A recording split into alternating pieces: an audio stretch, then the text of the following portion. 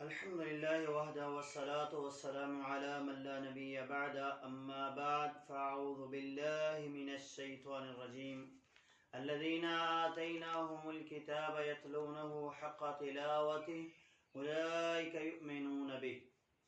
قرآن مجید فرقان حمید کے ادب کے حوالے سے ہماری گفتگو جاری ہے۔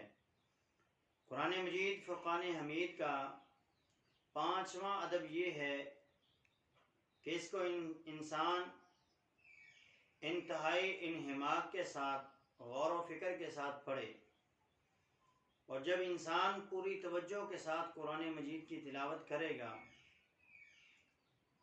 تو قرآن مجید کیونکہ اللہ تعالیٰ کا کلام ہے، تو جس طرح اللہ تعالیٰ کا کلام، جس طرح اللہ تعالیٰ کی ذات بڑی باروب ذات ہے، اسی طرح قرآن مجید بھی بڑی باروب چیز ہے۔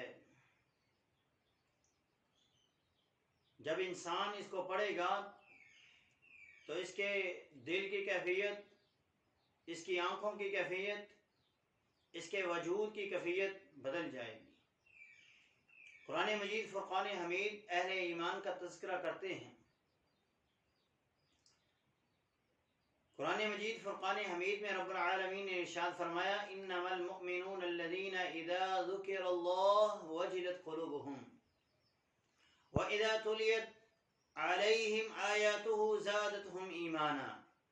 ایمان والے تو وہ ہیں جب ان کے سامنے اللہ کا ذکر کیا جاتا ہے، جب ان کے سامنے رب کی آیات کو تلاوت کیا جاتا ہے تو ان کے دل ڈر جاتے ہیں، کانپنا شروع ہو جاتے ہیں۔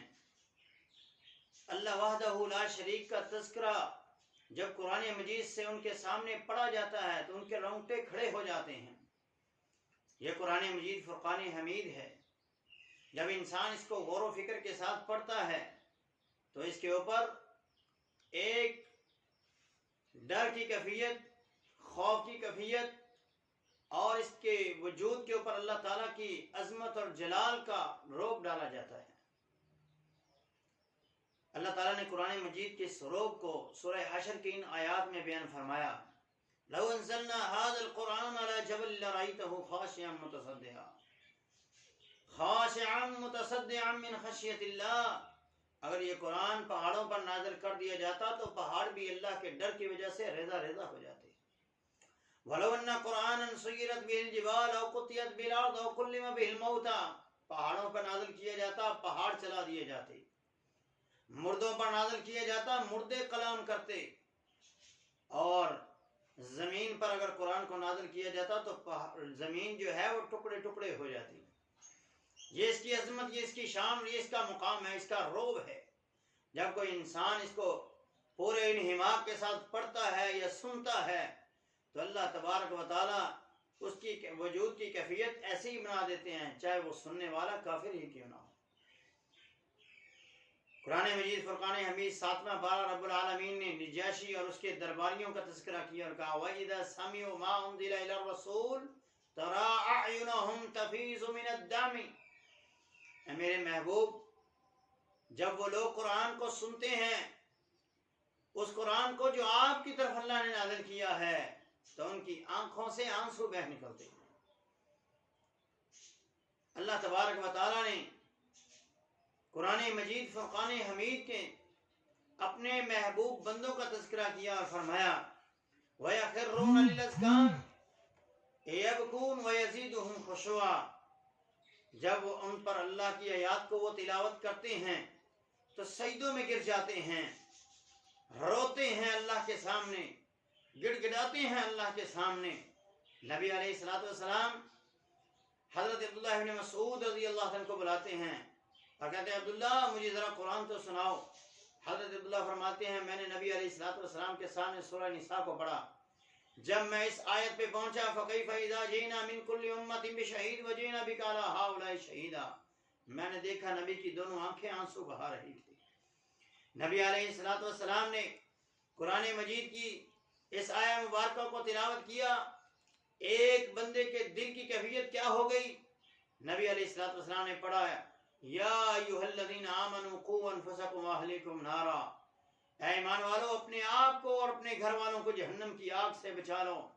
ایک نوجوان وہاں بیٹھا ہوا تھا کہ وہ چیخ مار کے گرتا ہے، اللہ کے رسول صلی اللہ علیہ وسلم اس کے قریب ہوتے ہیں اور نبی علیہ السلام اس کے قریب ہو کر آپ جب اس کے سینے پر اپنا ہاتھ مبارک رکھتے ہیں اور فرماتے ہیں یہ تو اللہ کی طرف چل بسا، اللہ کے خوف اور ڈر نے اس آیت نے اس کے سینے کو پھاڑ کے رکھ دیا۔ اللہ اکبر۔ نبی علیہ السلام کی کیفیت کیا ہے؟ ماں جی سید عائشہ فرماتی ہیں ایک رات محبوب نبی نے ساری رات اس آیت کو پڑھتے ہوئے گزار دیا، ان تعذبهم فإنهم عبادك وإن تغفر لهم فإنك أنت العزيز الحكيم۔ اس آیہ مبارکہ کو میرے محبوب ساری رات پڑھتے رہے اور ساری رات روتے رہے روتے رہے روتے رہے۔ ایک بندہ مومن کی یہ کیفیت ہونی چاہیے۔ یہ قرآن کا ادب ہے کہ اس کو غور و فکر کے ساتھ پڑھا جائے، انہماک کے ساتھ پڑھا جائے، تدبر کے ساتھ پڑھا جائے۔ آج ہم تدبر کے ساتھ نہیں پڑھتے، غور و فکر کر کے نہیں پڑھتے، اسی لیے آج ہمارے دلوں کے اوپر تالے لگے ہوئے ہیں۔